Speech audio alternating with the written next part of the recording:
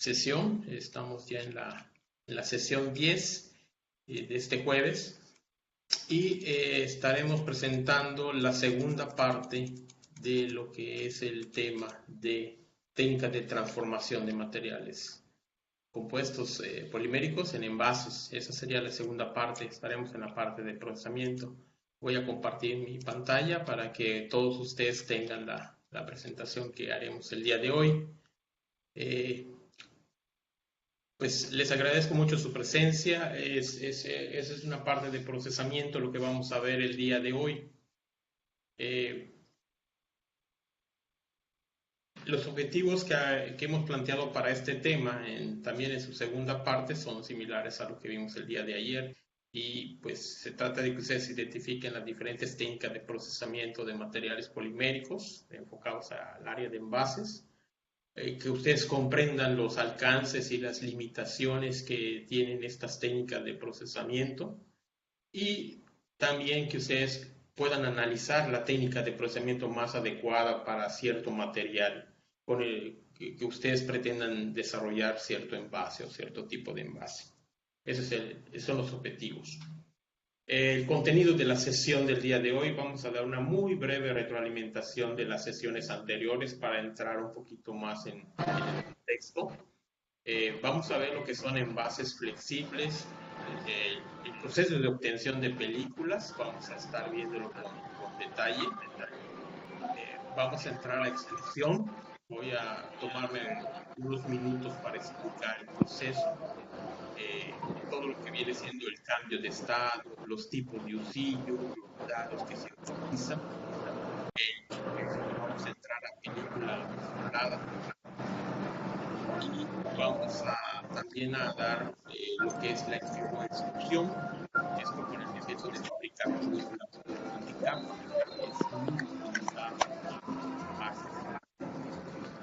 también vamos a ver, vamos a estar cerrando con moldeo por extrusión soplado,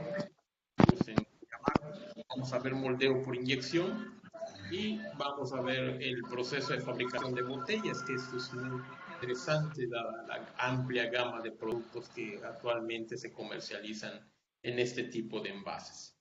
Pues bien, vamos a iniciar la sesión.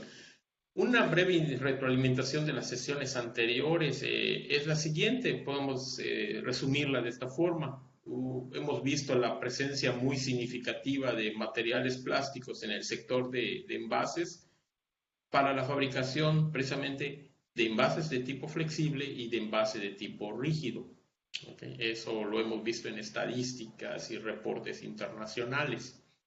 También hemos hablado sobre las nuevas tendencias que están habiendo en estos envases plásticos. No solamente que contengan un alimento, lo permitan transportar o lo permitan identificar. No, ahorita ya se están viendo tendencias como funcionalidad, ergonomía, diseño del propio envase para que sea apropiado para el consumidor o para que le dé propiedades muy particulares del producto. Otros aspectos generales que se consideran cuando uno hace el diseño del envase, lo mencionábamos ayer. ¿Cuál es el tipo de envase? O sea, ¿para qué aplicación vamos a tenerlo? Y la otra es incorporar la técnica de fabricación. Entonces, en estos casos, a veces involucramos a 2 o 3 expertos de estas áreas que nos permitan, junto con el especialista en materiales, con la persona de diseño, con el que va a ver el procesamiento del material, que puedan integrarse para hacer el diseño propio del envase. Entonces, eso también hay que integrar a estos grupos de trabajo. Vimos también la clasificación de envases, ya sea por su destino y su función. Eso también es importante cuando uno está en la parte de diseño, hacia dónde está yendo Dentro del proceso de transformación de plásticos hemos visto aquellos procesos que son primarios y que son secundarios. Vimos también los procesos de termoplásticos, los que se llevan termofijos o bien los que pues, se pueden llevar para ambos tipos de plásticos. Y como también dimos un panorama de los procesamientos, los tipos de procesamiento en cuanto cómo es en cuanto a la línea de producción, si pueden ser procesados en batch, o sea, en etapas, si pueden ser procesos semicontinuos o bien si pueden ser de manera continua. Bien, eso fue un breve repaso de lo que hemos visto en sesiones anteriores. Bien, envases flexibles y el proceso de obtención de películas. Bien.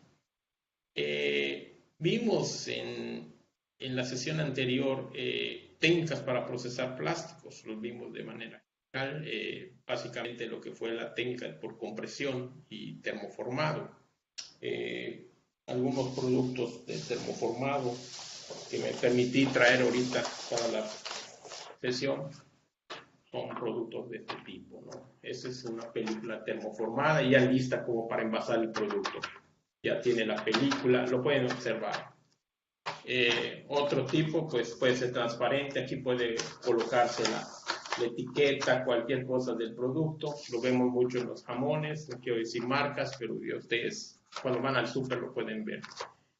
Incorporan esta salida de la película precisamente para abrir más fácil el producto. Bien, estos son productos termoformados, son los que existen en el mercado.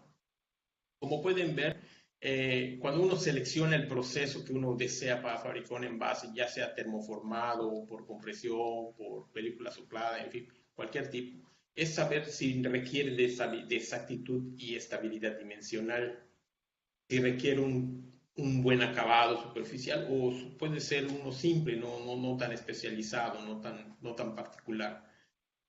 Si va a tener alguna forma o detalles del producto, también es importante que uno conozca esos aspectos.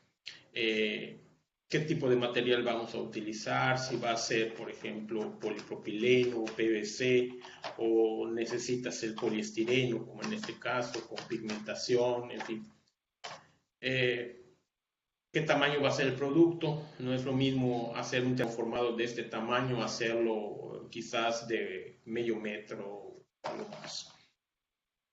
Y obviamente el caso de la inversión, pues qué volumen se va a comercializar el producto y si ese volumen es suficiente como para poder hacer la inversión para adquirir el equipo que pueda utilizarse para producir el envase.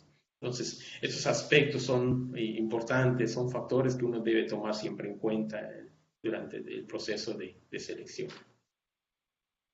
Por lo general, cuando hablamos de un proceso primario en la transformación de un plástico, se van a presentar estas tres fases.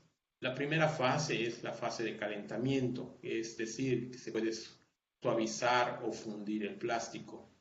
El segundo es el moldeo o el formado, de acuerdo si este va a tener alguna pues una restricción para que dé la forma final al producto. Y la tercera etapa o tercera fase es el enfriado, lo que permite que pueda retener el material que uno ya procesó en su forma final. ¿Okay? Como algunos de ustedes saben, los plásticos se comercializan en pellets o gránulos, como lo quieran llamar, y estos pueden venir de diversas marcas, con diferentes pigmentos, pueden venir con aditivos, en fin, todos ellos que permitan al usuario, a la empresa, al productor, darle la forma final que desea a su envase.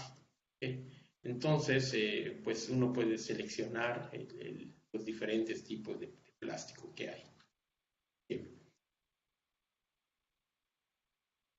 Una de las técnicas de procesamiento primario que vamos a abordar en la sesión de hoy y que vamos a explicar con detalle para que todos podamos comprender bien este tipo de procesamiento es la extrusión.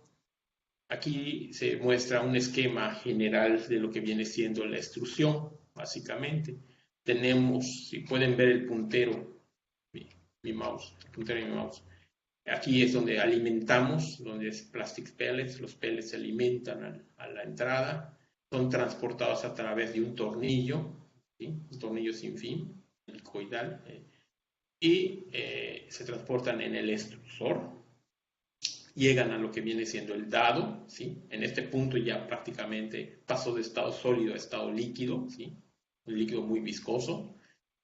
Pasan a través del dado para darle la forma que tiene el dado. Posteriormente son enfriados y pueden tener alguna componente adicional que puede dar el cortarlo o bien laminarlo. Bien. Como hemos mencionado, los pellets de plástico entran en estado sólido, ¿sí? En la animación podemos ir viendo cómo se va transportando. Se transportan en el tornillo, al interior del barril, lo que forra el tornillo, ¿sí? Y por efecto de calor y de fuerza cortante, estos van a fundir, ¿ok? Cuando el polímero ya está fundido y pasa a través del dado, ¿sí? Esto está sufriendo una compresión prácticamente que lo está forzando a pasar a través del dado. Esta es la zona de más alta presión que existe en el extrusor. Posteriormente abandona lo que viene siendo el dado con la forma que ya uno pretende que tenga el producto y se pone a enfriar, o sea, ya para que tome la forma final. Bien, espero puedan ver la animación que tenemos para esta explicación. Sin duda, el proceso de extrusión es un cambio de estado. Estamos viendo que el calor y los esfuerzos cortantes que se dan dentro del transporte están haciendo precisamente ayudando a este cambio de estado. Es decir, que vayan pasando de estado sólido a un estado semisólido, pasando por un estado semiviscoso, hasta que prácticamente se funde el material y para que adquirir la forma de un líquido viscoelástico que es altamente viscoso. ¿Ok? Bien. Dentro del proceso de extrusión que aquí vemos, se presentan zonas. Estas van a ser las zonas con las cuales vamos a identificar bien el proceso. Y eso es lo que vamos a ver ahora. Vamos a ver qué zonas posee un extrusor y las vamos a ver con detalle. La primera zona que vamos a ver, de acuerdo al proceso, a todas las etapas del proceso que sigue un material que es extruido, es la zona de alimentación. Esta zona de alimentación se caracteriza por precalentar los pellets del plástico. ¿Okay? En esta zona están entrando los pellets al interior del extrusor y los pellets, ¿sí?, son transportados por el tornillo, ¿sí?, en esta zona. Se caracteriza esta zona, si ustedes pueden notar, es que la profundidad del canal del tornillo es constante. ¿Sí? En esta zona, en esta parte del extrusor, el tornillo tiene una profundidad constante.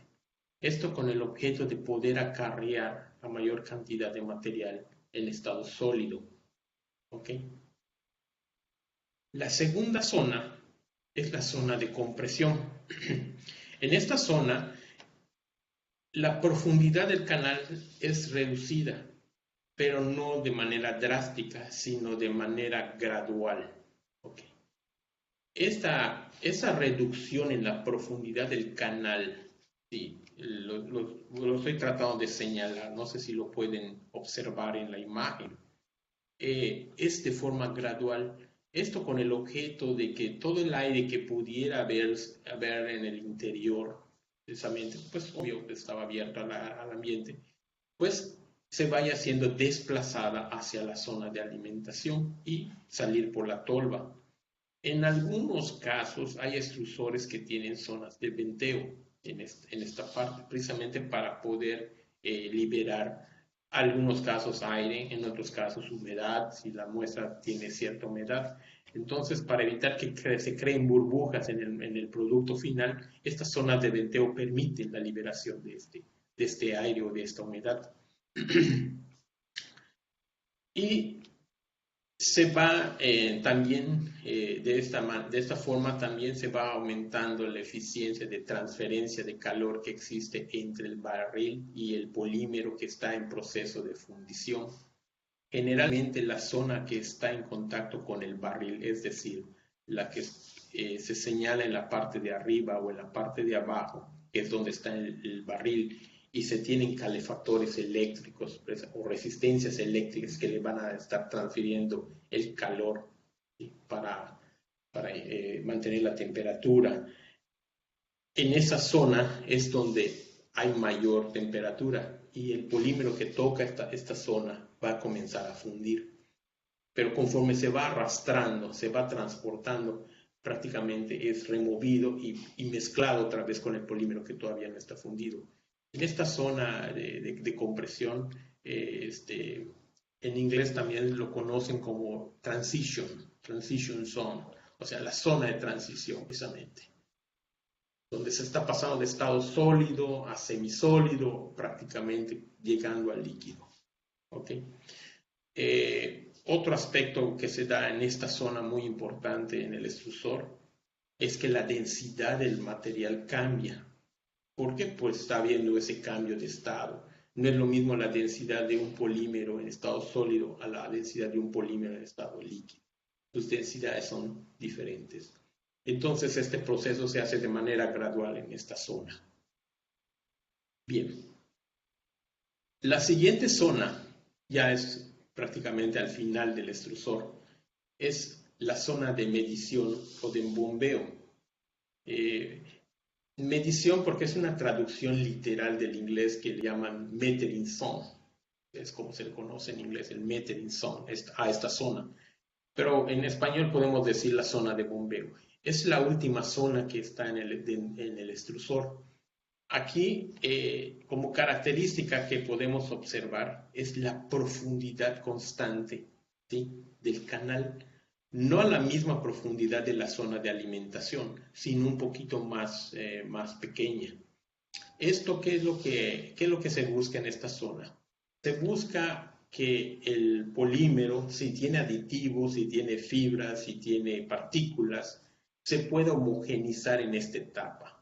Se considera que cuando un polímero llega hasta la zona de bombeo o hasta la zona de medición, prácticamente debe estar fundido, es decir, prácticamente en estado líquido, ¿sí? Y debe haber una homogeneidad tanto en temperatura como en presión en esta zona. ¿Sí? La siguiente zona no se considera mucho dentro de lo que es la parte de extrusión, pero como es un aditamento que se le coloca al extrusor, bueno, en algunos casos, en algunos textos también lo consideran como la zona. Y eso se le conoce como la zona del dado. ¿Ok? Pero antes de pasar a lo que es el dado, generalmente los extrusores poseen una placa distribuidora de flujo. A veces es una malla, a veces un colador o un plato con agujeritos, ¿sí? Esta malla o este colador tiene una función muy particular. Primero es la de eliminar aquel polímero que no estuviera fundido, es decir, que no pase hasta el dado aquel polímero que no fundió. También si hubiera algún material extraño, también retenerlo antes de pasar al dado. Y debido a que es una restricción del flujo, se aumenta la presión de ¿ok? Del polímero, aumenta la presión del polímero fundido. Esto para que fluya con mayor fuerza hacia la zona del dado. También tiene otro propósito esta malla o este colador. Ahorita les voy a mostrar en dónde se encuentra en la imagen. Es la de eliminar la memoria del polímero fundido. Si nosotros, si nosotros hacemos una idea de cómo es el transporte que has venido sufriendo durante todo el proceso de extrusión, podemos ver de que el polímero ha estado en movimiento circular, ¿sí? Se funde, vas continuando ese movimiento circular, ese transporte.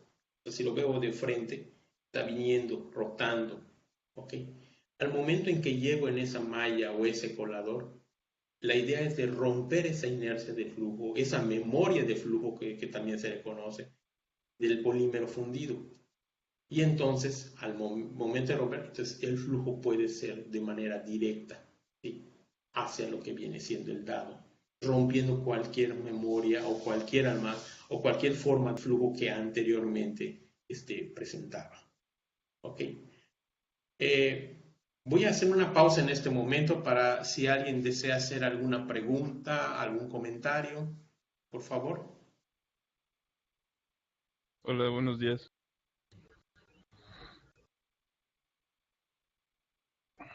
Si lo quieren escribir en el chat, voy a checar si hay algo en el chat. Este, yo sí tengo una pregunta, ¿sí se escucha? Sí, adelante. Lo que nos acaba de explicar del extrusor, eh, los master batches, ¿los agregan ahí mismo o los agregan desde antes cuando están formando los pellets del polímero? Ok. Si en algunos casos, si tú ya tienes si el proveedor te va a dar el polímero ya con el master batch, este, vamos a decir, formulado, ¿sí? En un momento dado te va a vender el polímero ya con el master batch en el interior y solamente sería agregarlo directamente a la tolva de extrusión.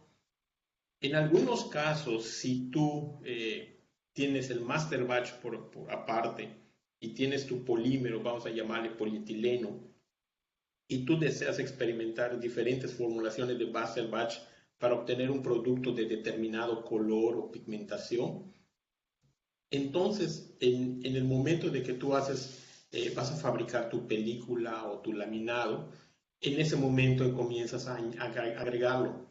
Es conveniente que lo hayas mezclado manualmente los peles con el master batch para que esté de alguna manera homogénea. ¿Okay? Pero sí, es en la tabla de alimentación es donde se colocan ambas partes. Es Y, que y depende de esa, quién. y esa ¿Sí? homogeneidad que usted menciona se garantiza cuando se hace una mezcla manual, porque yo he visto que muchos empaques vienen como con decoloraciones y la verdad para el consumidor se ve muy feo. Sí, mira, en el caso de las empresas grandes, por ejemplo, mira, como este tipo de envase para la Sí, fabricación del laminado de este tiene el pigmento de dióxido de titanio, es blanco, o también puede utilizar carbonato de calcio. El pigmento o el master batch con que se hace este tipo de laminado. Sí lo están viendo, ¿verdad? sí, sí se distingue. Ah, perfecto, gracias. Este tipo de laminado, precisamente lo formulan previamente. Garantizan de que el producto sea homogéneo. Y si la empresa te lo garantiza que va a venir homogéneamente el producto que tú quieres fabricar, entonces mejor comprarlo ya preformulado. Sí, sí está bien. Muchas gracias. Claro que sí. ¿Hay alguna otra pregunta? Hola, doctor. ¿Qué tal? Buenos días. Disculpe, ¿sí me escucha bien? Sí, sí te escucho. Acerca de la lámina anterior, habla de memoria del polímero. ¿A qué le llama esa memoria, perdón? Claro que sí. Mira, un poquito regresándome a la idea, ahorita la proyecto. Bueno, vamos a hacer la idea de que metemos el pellets aquí. ¿Sí lo estás viendo donde estoy poniendo el puntero? ¿Sí se Sí, sí, ve? Ok. El sí, pellet entra, viéndolo de frente, va a seguir ese movimiento, ¿de acuerdo? Como lo estoy describiendo en mi sí. mano. Es circular, ¿verdad? Llega un punto en el cual se va a fundir, Ujú, pero sigue en movimiento circular, ¿ok? Por el transporte que sufre el tornillo. Entonces, el flujo que va generando el polímero fundido, digamos que está de manera rotatoria, está rotando, ¿sí? Está dando vueltas, ¿de acuerdo? Al momento en que entra o choca con la malla o el colador, ¿sí? ese movimiento rotatorio se rompe. Digamos que la memoria que tenía el polímero fundido ya prácticamente ya no existe. Y entonces se crean otras líneas de flujo, pero con mayor presión, porque tiene esa restricción lo que hace es aumentar la presión. Y eso permite que el flujo, ahora sí, del polímero pueda entrar con mayor fuerza a lo que viene siendo el dado. Ah, bien. Ok, entendido, doctor, muchas gracias. Claro que sí, con gusto. ¿Alguna otra pregunta más? Bien. Bueno, vamos a continuar entonces. Ya estamos en la zona del dado. La siguiente que vamos a ver es una variante. En algunos casos, pues la mayoría de las empresas manejan a veces extrusores monousillo, es decir, un solo tornillo. En otros casos pueden utilizarse doble tornillo.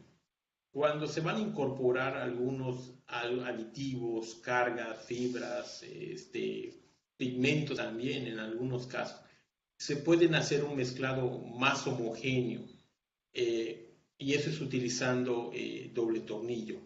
Entonces, incorporan dos tornillos a la vez y la idea es que puedan hacer el mejor mezclado de los componentes. Se generan altos esfuerzos cortantes, te eleva bastante lo que es la temperatura y se puede correr el riesgo en algunos casos con algunos polímeros de que se puedan en algunos casos descomponer, degradar. Entonces, esta parte, en el caso de envases, sí se utiliza el doble osillo, pero en otros casos, con un simple osillo es suficiente. Recordemos que doble es más alta la inversión de en este caso de los equipos. ¿Ok? Bien. Y este es el caso de un doble Son dos tornillos, los cuales están uno dentro del otro, puede ser intermeshing o outermeshing, o sea, fuera, uno con respecto al otro.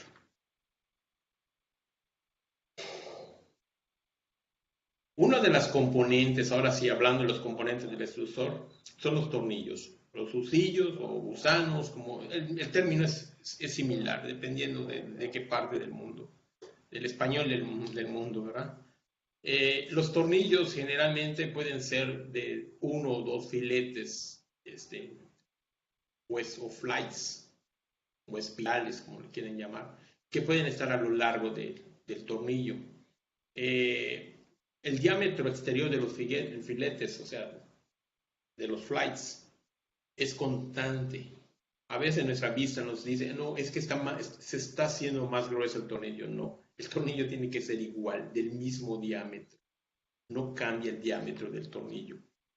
Entonces, lo que está pasando es que el canal puede ir aumentando y disminuyendo conforme vamos llegando a la zona del dado. Eso es lo que estamos viendo aquí. No sé si pueden ver en la primera imagen del tornillo. Pueden ver la altura del filete. Es más alto en esta zona, en la zona de alimentación, que en la zona de bombeo. Eso es muy característico en prácticamente todos los tornillos. Aquí les mostramos algunas imágenes de diferentes tipos de tornillos. Existen una amplia variedad de ellos, dependiendo de qué es lo que vamos a procesar. A veces deseamos hacer mezclas de polímeros, a veces deseamos incorporar, como ya mencioné, algunas partículas, algunas fibras, para procesar también, como acá mencionó el compañero, master batch. O sea, si voy a hacer un pigmento que voy a incorporar, también necesito prácticamente diferente configuración del tornillo. ¿Qué es lo que está haciendo el tornillo en realidad? Está haciendo dos funciones principales. Uno es crear mezcla distributiva y la otra mezcla dispersiva. Estos dos tipos de mezcla son importantes al momento de que el producto que ya ha sido fundido pues pueda salir hacia el dado, o sea, pase al dado. Entonces, esto es lo que tenemos que hacer durante todo el proceso de extrusión, que precisamente se puedan alcanzar la mezcla distributiva y la mezcla dispersiva de los componentes que uno quiera. ¿Ok? Bien. En esta lámina me interesó colocarla para que ustedes vean de que los tornillos no son, o sea, no puedo utilizar el mismo tornillo para procesar cierto tipo de plástico. Quizás lo pueda procesar, pero no de una manera muy apropiada. Por ejemplo, en la imagen de la derecha que ustedes pueden observar, vean cómo es la configuración o digamos así, la forma que tiene un tornillo para procesar nylon. Aquí está. Si ustedes ven, tiene la zona de alimentación, que es la zona que está hacia la derecha. Vean cómo es su zona de transición. Es muy corta. Y la zona de alimentación es bastante larga. Esto es una característica de los tornillos que se utilizan para nylon. En el caso de un polietileno, pues prácticamente es uno convencional, es un tornillo normal, zona de alimentación, zona de transición, que es la que estoy señalando, y la zona de alimentación, o sea, perdón, la zona de bombeo. Pero vean cómo es la forma para un tornillo de PVC. Si ustedes desean procesar PVC, prácticamente no hay zona de alimentación, bueno, muy pequeña, pero todo prácticamente es de transición. Esas son las características que se han hecho para poder decir, bueno, cómo puede diseñarse un tornillo, que también es una especialidad que se desarrolla en la que es tecnología de polímeros. Bien. Continuamos entonces. El dado, bueno, ahora sí, pasando a la parte del dado, el dado es el que va a darle el perfil deseado al producto. O sea, dado que los polímeros que se procesen y pasen al dado pueden estar sometidos a grandes esfuerzos y al momento en que se enfrían estos pueden tener esfuerzos residuales. Además, puede haber una orientación del flujo al momento que pasan a través del dado.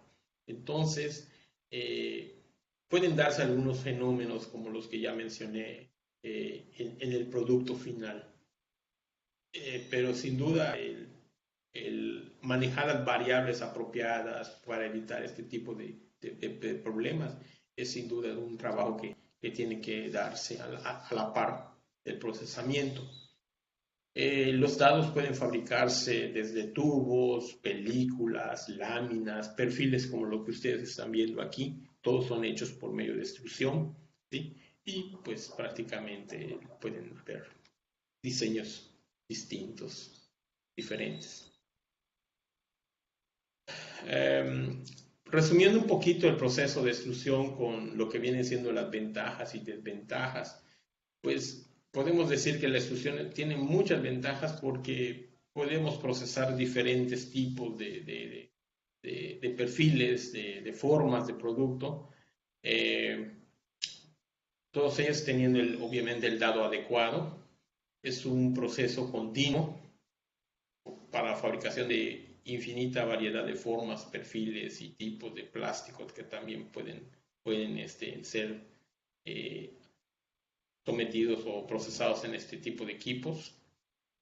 Son de gran volumen de producción y si ya vamos viendo el volumen de producción en comparación con el costo del producto, pues su costo es bastante bajo, bastante bajo el costo del producto. Como desventajas, pues es una inversión alta, se requiere de bastante inversión. En algunos casos, cuando las empresas básicamente cambian de proveedor, o sea, cambian de un material con un proveedor a otro proveedor, aun cuando se mencione de que es polietileno de alta densidad o polietileno de baja densidad, pues entre proveedores puede haber una diferencia con aditivos, con ayudantes de proceso, etcétera, y eso hace que la línea sea inestable, el paso de un material a otro. Entonces aquí es el único detalle. Y generalmente cuando se está estabilizando una línea de extrusión, pues se crea bastante desperdicio. Entonces se puede considerar eso como una desventaja.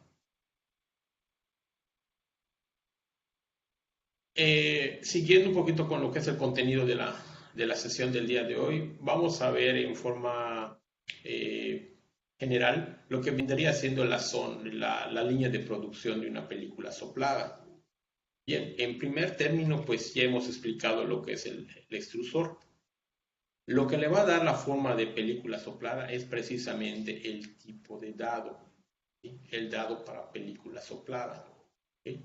Este es el dado que generalmente lo que hace es dividir el flujo y prácticamente formando prácticamente una burbuja, ¿sí? Al material. Se le inyecta aire al interior y este va a soplar formando una burbuja, ¿ok? La cual va a ir subiendo hasta que unas mamparas van a hacer que colapse la burbuja. Como el material ya está frío, no va a pegarse. Ya prácticamente en la parte superior el material ya está frío.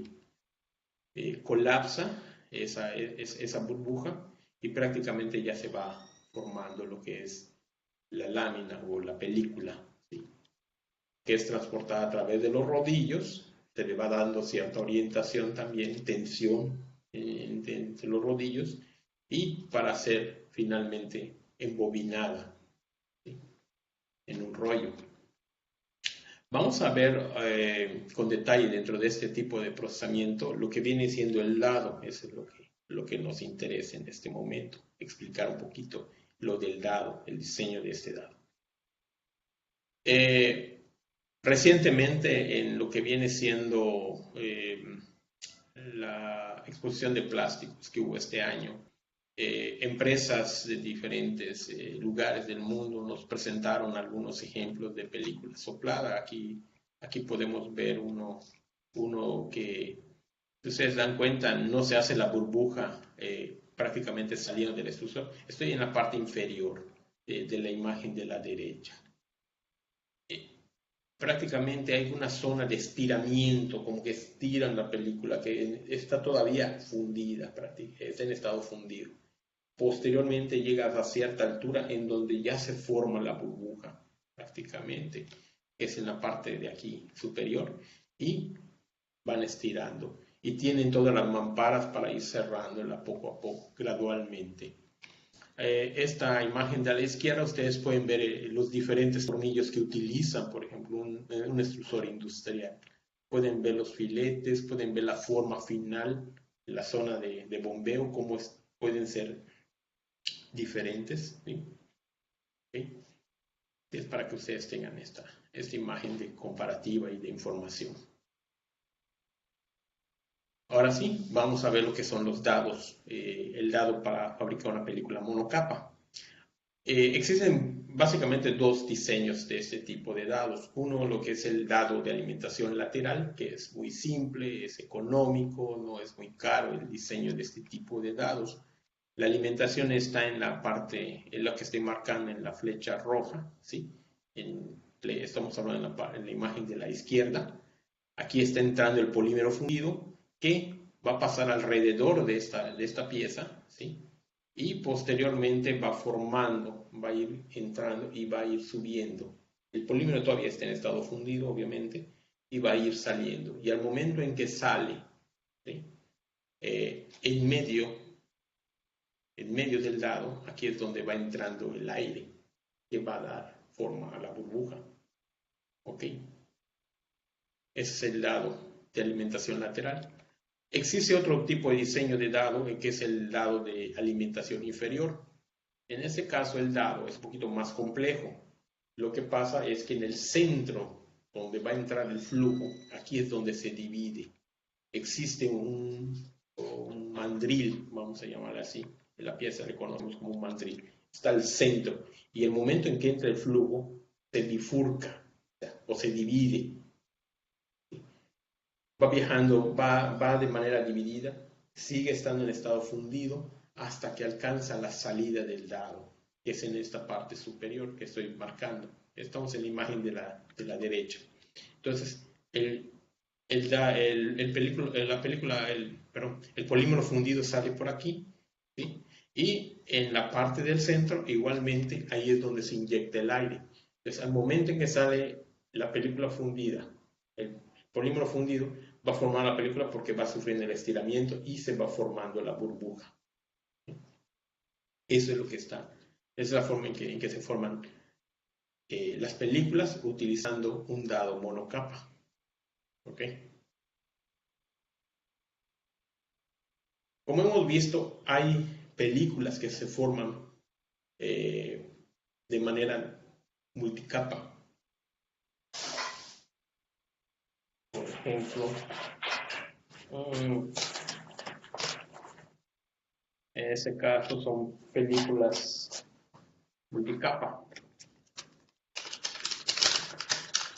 Esta es una bolsa de película multicapa. Tiene una capa, de hecho el fabricante lo coloca acá, tuvo un ejemplo, el exterior es de polietileno,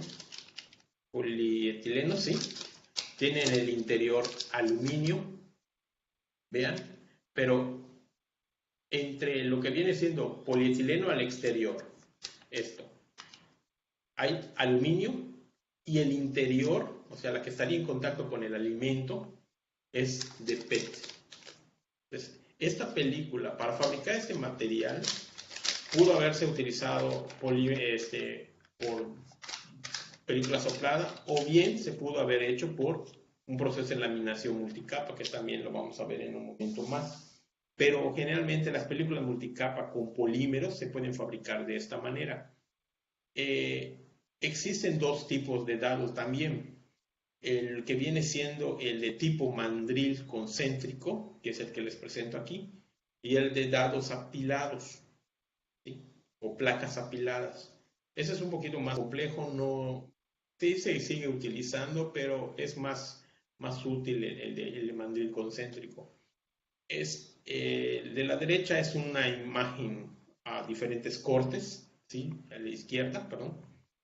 Y el de la derecha es en corte transversal. Los colores que ustedes están viendo, el color amarillo, el color verde y el color magenta o rosa, son de polímeros diferentes, ¿sí? Cada polímero va dando su viaje en forma circular, ¿sí? Pero en canales diferentes, hasta que llegan a un punto, lo estoy señalando aquí, donde están convergiendo los tres flujos, ¿sí? Y cada uno va formando, ¿sí?, la película. Hasta este momento el polímero está fundido, pero como no se mezclan, ¿sí?, entonces van formando cada uno su capa. Ya cuando sale y se inyecta aire en la parte central y se forma la burbuja, la película se dice que ya está multilaminada. Capa. ¿Ok? Este es un diseño de dado que desarrolló David Standard, le llaman el modelo Vertex, y es el que más se tiene comercializando por la cantidad y el volumen de producción que permiten este tipo de dados. Les mencionaba yo el de dados apilados, como es el que tenemos en el caso del laboratorio de envases, pero en ese caso, más que nada, como es muy largo el viaje que tienen que tener en los materiales, pues se corre el riesgo de que aquellos que son sensibles a la degradación térmica, pues puede ser un problema procesar en esos casos. Bien.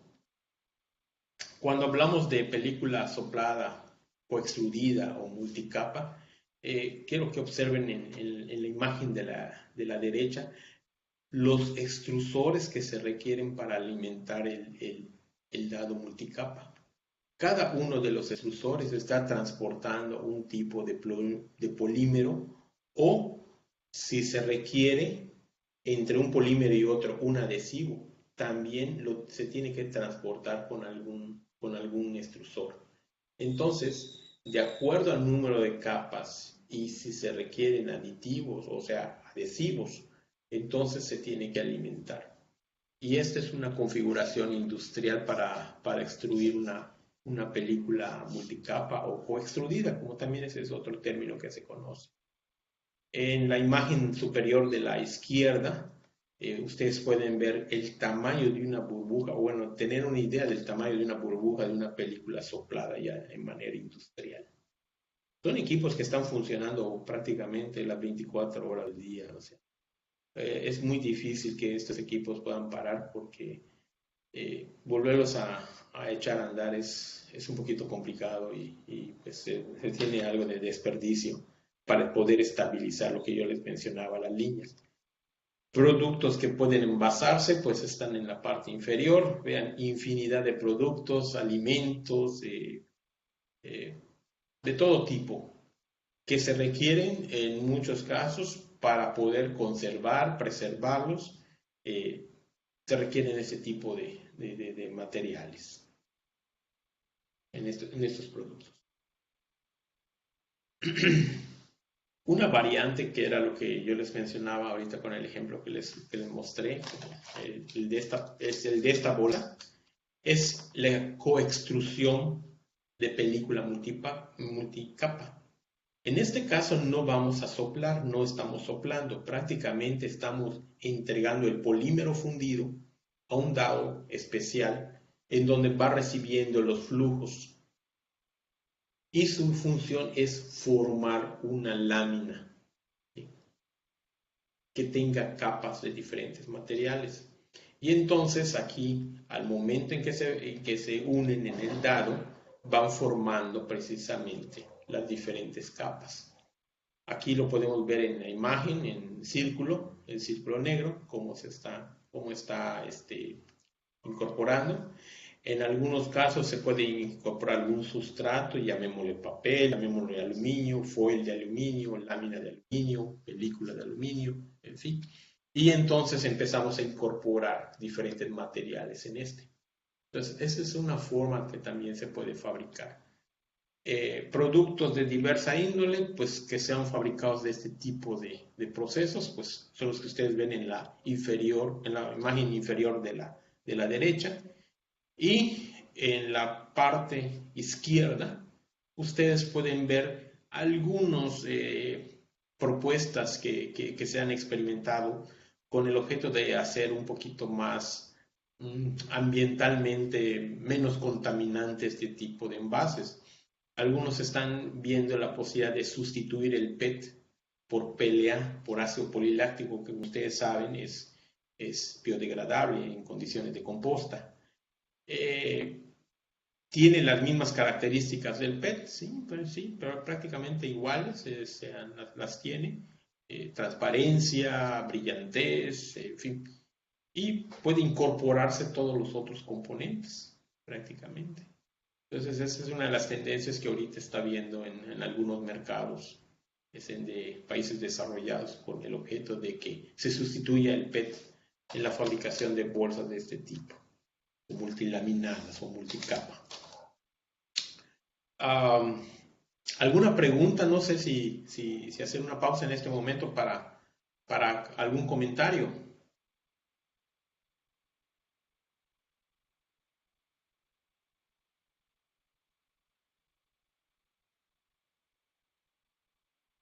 ¿No hay comentarios?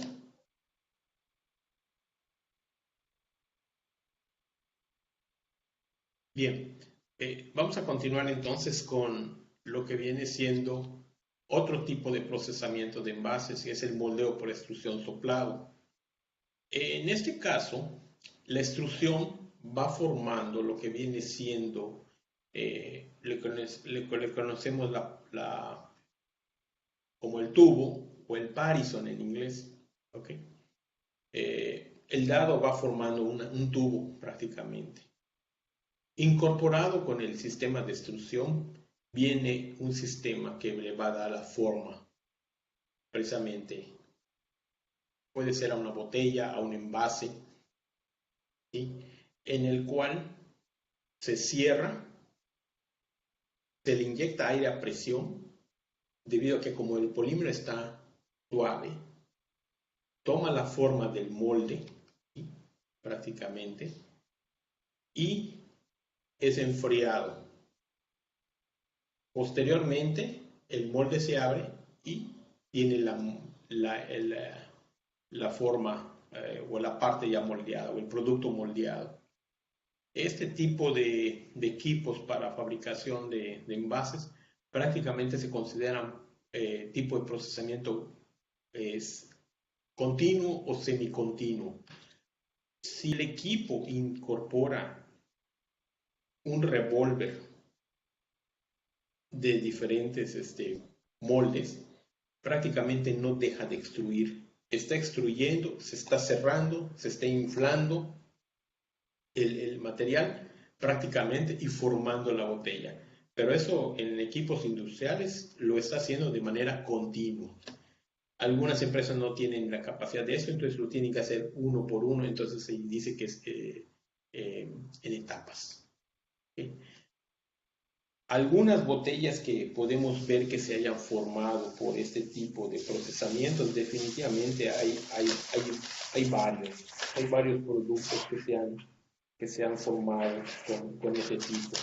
Los más sencillos son los envases que ustedes pueden ver como para jugos.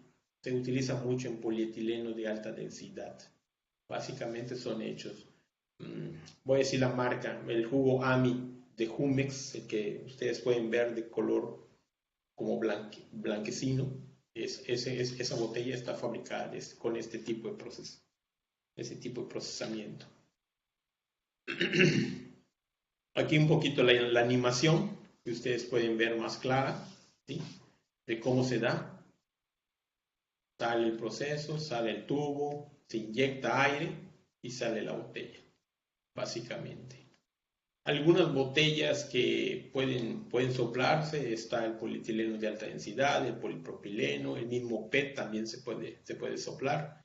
Y esto en algunos casos es beneficioso para las empresas, pues no necesitan otra inversión, digamos, grande, como lo que podría representar una inyectora, que es lo que vamos a ver enseguida. Pero si el material no va a estar soportando grandes esfuerzos, el producto no va a estar, digamos, en ciertas condiciones de mucho esfuerzo, entonces una botella elaborada con esto es más que suficiente, como ha sido el ejemplo que les puse de algunas botellas de año. Perdón. Aquí está. Medicamentos. Envases para medicamentos son generalmente elaborados con este tipo de tecnología, o sea, ese tipo de procesamiento. Ustedes dirían, ¿cómo sabe que fue elaborado con uno u otro? Ok, les voy a dar una clave. La clave está que ustedes observen la parte inferior. Si ustedes tienen una botella a la mano o algo así por el estilo, si ustedes tienen un punto de inyección, un punto en el centro, esa botella fue elaborada por inyección. Pero, como en este caso, si lo logran ver, aquí en el centro aparece como una especie de S. ¿Ok? Podía ser una S o pudiera ser una línea. ¿Ok? En este caso, este envase para medicamento, simple envase de medicamento, fue elaborado por extrusión soplo. Porque al momento en que hace el cierre, el molde, ¿sí? La parte inferior, ¿sí? Queda marcada, ¿okay? Que es donde hace el cierre el molde. Esa es una forma de distinguir entre un proceso y otro. ¿Qué se utilizan? ¿Qué polímeros? Pues ya habíamos mencionado, casi todas las poliolefinas. Se puede utilizar también PVC, se puede utilizar PET. En algunos casos también se puede utilizar policarbonato, también. Las ventajas son en que, pues, hay envases que vayan a recibir alta capacidad de carga, entonces, como este. ¿sí? Puede resistir, sus paredes son gruesas, ¿sí?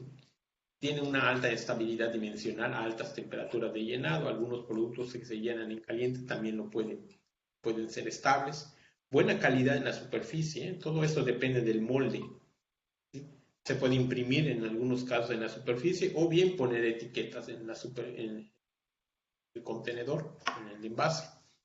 Y en el caso de polipropilenos, pues su desventaja sería que no resiste muy bajas temperaturas, pero un polietileno de baja densidad o uno de alta densidad bien puede soportar el impacto aún a bajas temperaturas. ¿Ok? Infinidad de envases, botellas, se pueden fabricar con ellos. Y es fácil de identificar, como le dije. ¿No? Tienen que ver la parte inferior y ver de qué forma se fabricó. Detergentes, líquidos de todo ese tipo son fabricados de esta manera. Sí tiene desventajas este proceso. Si las envases tienen superficies planas muy grandes, estos van a estar con riesgo de deformarse. Entonces, generalmente a los envases se les coloca alguna forma en el exterior como para poder soportar esas deformaciones, evitar esas deformaciones. También es importante que durante el proceso de llenado del material en el molde sea el correcto, ya que en los casos de la preforma o el Barison, si es muy grande, puede crear lo que se le conoce el flash. El flash es el exceso de material que puede existir en el producto terminado. A veces algunos productos tienen como una especie de rebaba aquí, y eso es material que no se considera apropiado para el envase. Entonces hay que tener la mano de obra para estar limpiándolos, si no se hace correctamente el proceso de fabricación. Continuamos con, prácticamente ya estamos terminando, el último tipo de moldeo. Ese es el moldeo por inyección. El moldeo por inyección consta de dos partes, fundamentales las dos. Una es la parte de inyección y la otra parte es la del cierre o la del molde. En el caso de una inyectora, generalmente estas utilizan fluidos hidráulicos. Entonces, su sistema hidráulico es la que permite tanto el movimiento del husillo, o sea, del tornillo para inyectar el material fundido, así como para la apertura y el cierre del molde. Entonces, contar con un buen sistema hidráulico es importante en este tipo de equipos. ¿Sí? ¿De qué consta un ciclo de inyección? Bueno, para aquellos que no están familiarizados, les voy a explicar en forma muy general. Primero es en el llenado a presión de un molde. ¿Sí? Posteriormente se enfría la pieza inyectada y posteriormente es el desmolde, que ya la pieza está fría, ¿okay? Que ya no tenga capacidad para deformarse. ¿Okay? Aquí.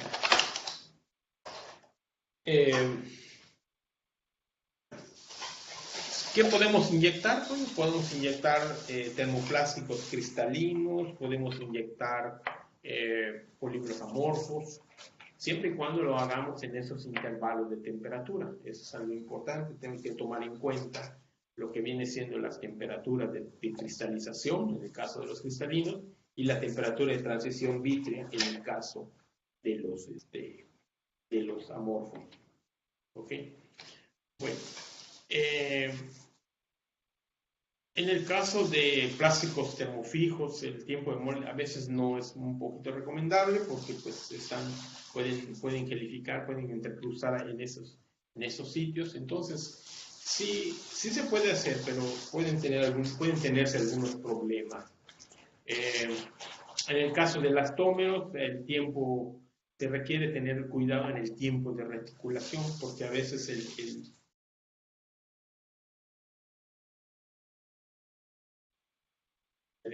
no alcanza a ser el suficiente para tener totalmente reticulado el elastómero.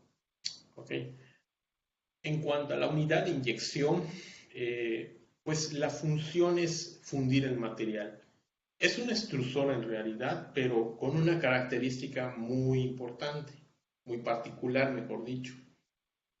Ustedes recuerdan, en el extrusor el tornillo solamente está girando, ¿verdad? En el caso de una unidad de inyección, el tornillo tiene, además de que está girando, tiene desplazamiento, ¿sí? Eso con el objeto de que puede inyectar el polímero, ¿ok? Existen diferentes tipos de usillos que se utilizan en las máquinas de inyección. Hay usillos alternativos, o sea, lo que le llaman el reciprocating screw injection unit, con tornillo reciprocante, y el de 2 etapas. Este es un poquito complejo, no voy a abundar mucho en este, pero involucraría primero fundir el material y posteriormente con otra unidad inyectarlo al molde. Sí existen inyectoras de este tipo, solamente que el problema principal es la posible degradación del material porque ya está expuesto a temperaturas por largo tiempo. Aquí estamos viendo una animación de un proceso de inyección. Estamos en la etapa de inyección, vean. Posteriormente, mientras está llenando la parte de inyectora, ¿sí? El material se está enfriando, ¿sí? O sea, todo esto es en forma simultánea, ¿sí? Ahorita está inyectando, se está enfriando, pero sigue alimentando, o sea, sigue alimentando, fundiendo material, libera, eyecta o libera, y vuelve a cerrar, vuelve a inyectarse y así sucesivamente. Estos equipos están trabajando permanentemente. Permanentemente están trabajando, están obteniendo los productos, están obteniéndose diferentes formas, en fin. O sea, eso es continuo. Muy bien. Cuando uno hace un moldeo por inyección, generalmente no inyecta una sola pieza, se inyectan varias piezas. Entonces, dentro de lo que viene siendo ya el molde para el producto, iniciamos para poder dar una explicación de qué es lo que estamos fabricando en el moldeo por inyección. Comenzamos siempre con el punto de inyección principal. Es el punto donde vamos a comenzar precisamente lo que está inyectando la máquina. Aquí lo tienen en una imagen y aquí les estoy mostrando un ejemplo de un equipo que fabrica, por ejemplo, puede ser cucharas. Cada uno de estos puntos que ustedes ven aquí en este, podemos llamarle railete, ¿sí? Vendría siendo una cuchara. El molde estaba diseñado para fabricar cucharas. Este punto inicial es el que le llaman en inglés sprue. Este es el principal en donde está llegando y está formando prácticamente donde está entrando. Tiene un punto donde el material llega, pero recuerden que como el molde no está a diferente temperatura, entonces lo que se está haciendo es, conforme va entrando el polímero, va pasando por las paredes, estos se van enfriando y el polímero que está en el centro es el que prácticamente está fundido y es el que está viajando más rápido. Pero para que llegue hasta donde es la pieza que uno quiere inyectar, pues se empieza a mover ese flujo de tal manera que el polímero fundido me permita llegar hasta donde yo necesito para que pueda darle la forma apropiada a la pieza. Entonces se comienzan a hacer contracciones, extensiones en la cual se puedan ir dosificando todas esas zonas. Y además de que vamos incrementando la tasa de corte, es decir, haciendo más rápido el flujo. ¿Sí? Entonces, de acuerdo a lo que se puede fabricar, hay diferentes tipos de sprue o de inyecciones principales. Una es esta forma, una podría ser como la que les muestro aquí, que no tiene la parte posterior, no es directo, pero como son tantos canales, estos son los que van a ayudar mucho a poder distribuir el flujo.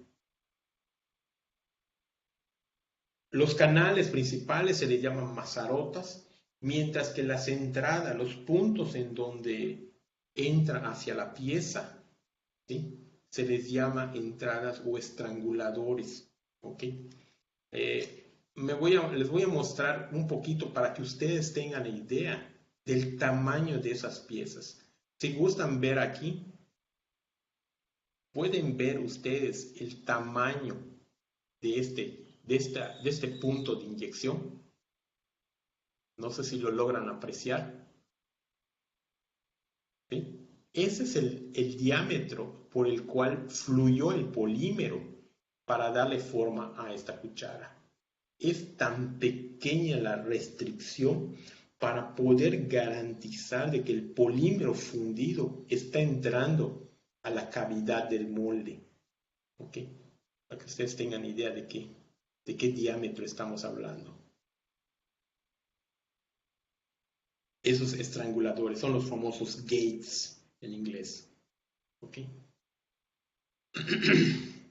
Posteriormente, cuando ya se concluyó con el llenado del molde, la siguiente parte es las agujas eyectoras. Las agujas eyectoras en algunos casos quedan marcados también en algunas piezas. Es lo que ustedes ven en la parte posterior de la cuchara. Si ustedes tienen una cuchara ahí a la mano, hecha de plástico, hecha en inyección, ustedes van a ver algunos puntos redondos, que son los puntos en donde las agujas eyectoras han tocado el material y prácticamente lo que hacen es desprenderla del molde, lo que es la liberación. En el caso del railete, aquí lo podemos ver, son estas que tenemos aquí. Los puntos superiores tienen que actuar simultáneamente para que desprendan toda la pieza. Si no, la pieza se estaría quebrando y pues dependiendo del plástico, ¿verdad? En fin, cuando uno hace este tipo de procesamientos es una planificación muy bien elaborada de los flujos, conocer mucho de la rheología. Esto es un tema que vamos a ver más adelante en otra de las partes de este diplomado, porque es un papel muy importante. Se pueden tener tensiones residuales, como ustedes pueden ver, es tan fuerte la inyección, el flujo está muy orientado, hay mucha orientación. En otra parte pueden haber líneas de flujo y por lo tanto a nivel de molecular pueden haber esfuerzos residuales. Básicamente con este tipo de procesos sí hay una alta productividad en piezas, pero también pueden haber algunos problemas si la rheología no es la adecuada. Se pueden fabricar extensa variedad de piezas, todas a un costo muy bajo, a muy alta productividad, muy alta tasa de producción. Prácticamente casi todos los polímeros pueden ser inyectados. Existen una gran variedad de colores, de formas, en fin, de piezas que pueden ser elaboradas con eso. No solamente estamos hablando del campo de envases, sino de cualquier otra aplicación en la vida en general. Y la siguiente parte que vendría acompañando a la inyección sería el proceso de fabricación de botellas. En el caso de la fabricación de botellas, que se utilizan en 2 etapas, como primera etapa para la fabricación de una botella necesitamos la preforma. ¿Sí? Preforma de diferentes tamaños, de diferentes formas, de diferentes formas también, ¿sí?, que pueden ser utilizadas. Pero pensemos que mi envase, pues es que necesito que sea de determinado color. No, pues se puede pigmentar desde el momento de la inyección, ¿sí? Y puede tener determinado color. ¿Ok? Oye, pero mi pieza va a ser muy grande. Al final, pues podemos comprar una preforma de mayor tamaño. ¿Ok? Hay de diferentes formas y tamaños también. ¿Qué es lo que se hace con el proceso de fabricación? Bueno, vamos a partir de las preformas que se fabrican en inyección, como ya hemos explicado anteriormente. Muy bien. Como para algunas empresas tener una inyectora y su volumen no es el suficiente, entonces, ¿qué es lo que hacen? Pues comprar las preformas ya fabricadas. ¿Ok? Entonces, lo que puede tener una empresa, si fabrica, por ejemplo, agua purificada o algún tipo de salsa, por decir, pues entonces es tener ya la preforma y entonces solamente comprar una máquina que tople botella. ¿Ok? Entonces, se colocan las preformas, se tiene el equipo para el soplado de botellas, donde la preforma va a ser calentada. Se calienta, llega al punto de suavimiento, no se tiene que fundir, no se busca fundir, prácticamente como lo que hacemos en termoformado. Es un proceso de tipo secundario. Ya caliente, puede entrar ¿sí? algún objeto que pueda estirarlo, ¿sí? Y al momento en que se estira, también se inyecta aire en esta pieza y para tomar la forma del molde, como es el que vemos aquí en el inferior, que este es un molde para garrafón de agua. ¿Okay? Para un garrafón de agua, ese es el molde. En la parte inferior de la derecha lo pueden observar. ¿Okay? Entonces, en el caso de fabricación de botellas de PET, este es un proceso muy, muy utilizado prácticamente. Ustedes ven el mercado de envases de bebidas gaseosas o también de agua, están fabricadas de esta manera. ¿Okay? Bien, con esto hemos concluido la presentación de la sesión. Tenemos la actividad 4. Más tratado de hacer bueno, ahorita voy a aclarar un poquito de la actividad 2 y la actividad 3, pero en la actividad 4, para explicarles a ustedes qué es lo que pretendemos, como es en esa actividad, es que ustedes puedan seleccionar algún producto alimenticio, ya sea elaborado por termoformado, por película termocapa o por inyección, el que ustedes gusten, ¿sí? Que hagan ustedes el análisis exterior e interior del envase, por favor, que lo hagan, que lo puedan hacer.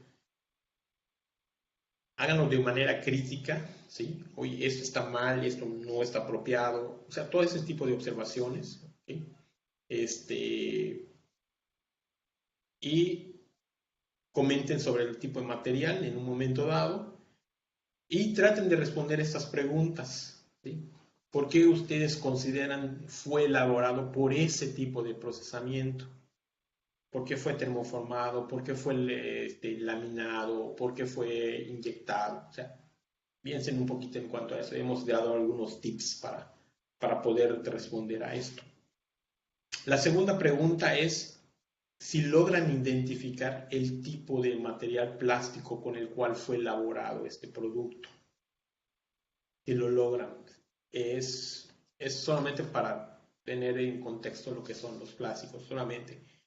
En algunos casos usted los puede identificar porque pues lo tienen impreso en la misma botella. Pero si lo pueden, piensen un poquito en cuanto a los diferentes tipos de plástico. ¿Ok?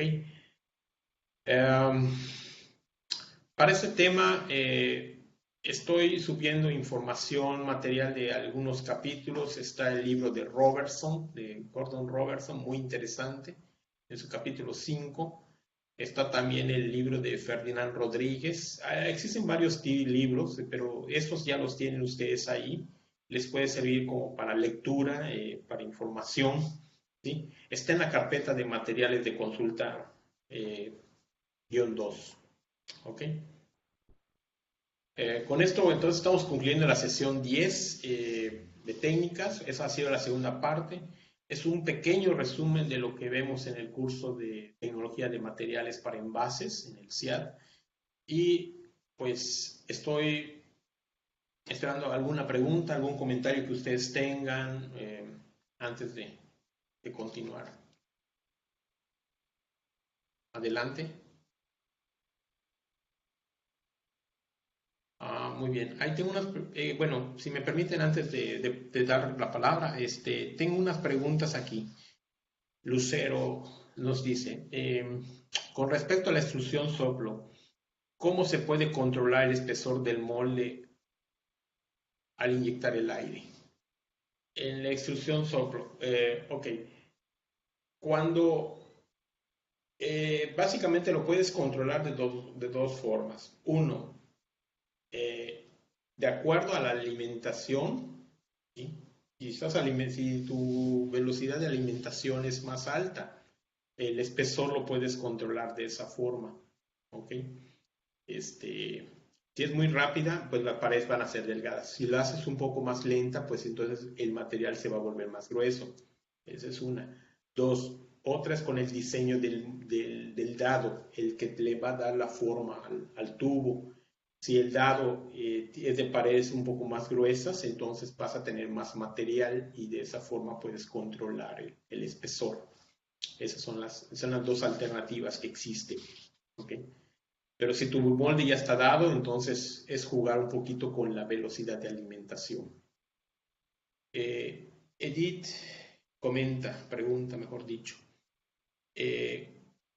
¿Cuántas veces es posible reciclar un polímero?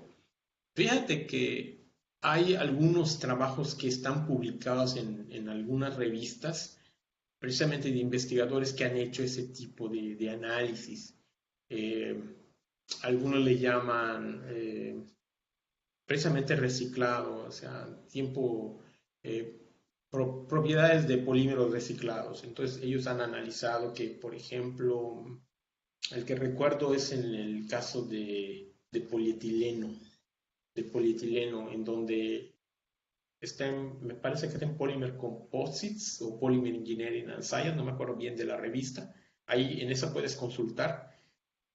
Entonces ellos hacen un estudio de reciclado, o sea, lo meten la primera vez, miden propiedades mecánicas, vuelven a reciclar el material, vuelven a medir propiedades mecánicas, todo por extrusión, para fabricar lámina o película. Y entonces cada vez que ellos reciclan van tomando muestra y le miden propiedades mecánicas, propiedades térmicas, propiedades radiológicas, y entonces van determinando cómo se comportan las propiedades mecánicas después de cada proceso de reciclado. ¿Okay? Son bastante estables. Prácticamente de lo que recuerdo, creo que hasta la tercera todavía mantenían ¿cómo se dice? Propiedad, digamos. Pero ya a partir de la cuarta, quinta y sexta, creo que llegaron hasta 7. Y había decaído más de un 50% en propiedad. ¿Alguna pregunta?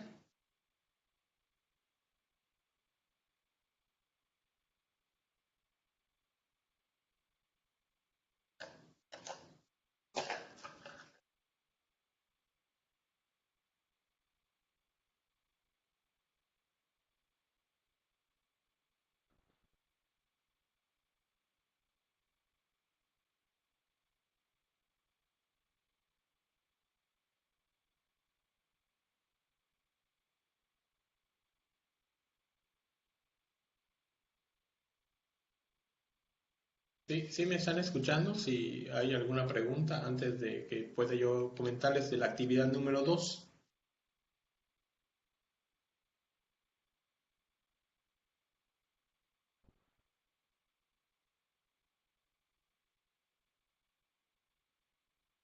Bien, en la actividad número 2, quería comentarles de que ya está en el portal del curso y básicamente es una lectura muy breve que pueden hacer de algunos materiales que ya les he proporcionado.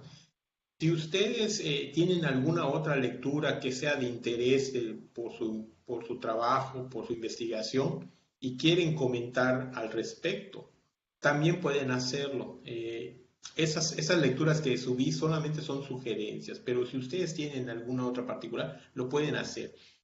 No es una tiene que ser de gran extensión. Es en forma breve, hay que ser concretos en ese punto. ¿Qué información les ha proporcionado? ¿Qué información les proporcionó su lectura? Es básicamente esa es la actividad.